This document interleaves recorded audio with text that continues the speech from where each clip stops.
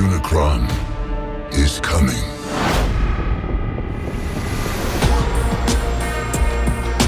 I watched all the movies.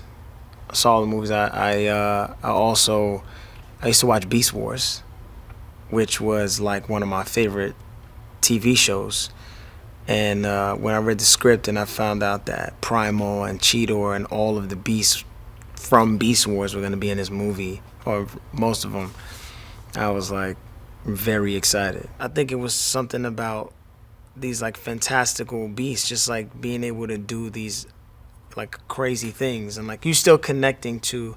There was almost a sense of family with the Beast Wars too, like where between Cheetor and Rhinox and Primal, and like they had this thing where it was like you're seeing all these different animals come together, but then they like transform into these other things, you know what I'm saying, and they fight together and they protect each other and they love each other and they really like they go to war together, and it was like this.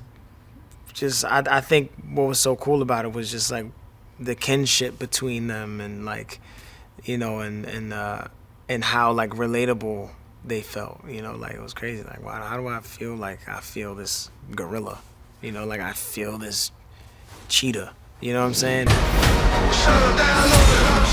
Will be consumed. Maybe there's another way to save our home.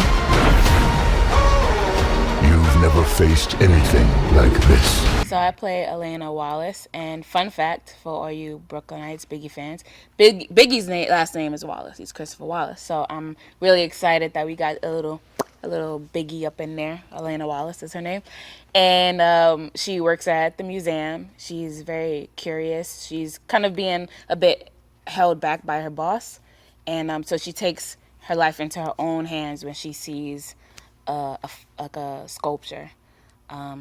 It's called a statuette, and she gets curious about it, and because she's curious, she starts investigating it, and then that kind of opens a whole new world, which then brings Noah into her life and the Autobots, and that's kind of how she starts.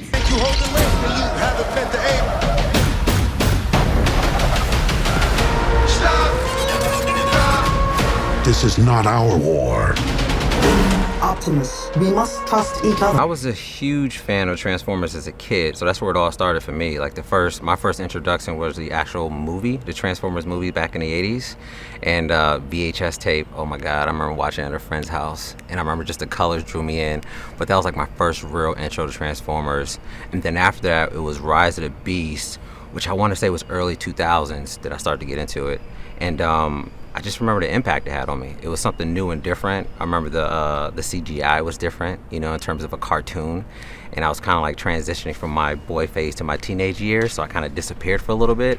And then Michael Bay brought me back with 2007's, you know, Bayverse start of Transformers 1. And that's when I was like, whoa, like what is this? And that's where I really got like enthralled and watched every single movie afterwards. So I'm part of the Bayverse fan club and Nightverse and Bumblebee. Our director, Steve Caple Jr. was like, what do you want to bring to this movie? Like, what is your goal? And I said more than anything, I really want to bring heart to this film. I want people to not only care about the robots, but to care about the humans, and to care about the relationship between the humans and the robots. Like, why do we need the humans, right? We need them just as much as the robots, and vice versa, you know, and get into the heart of that.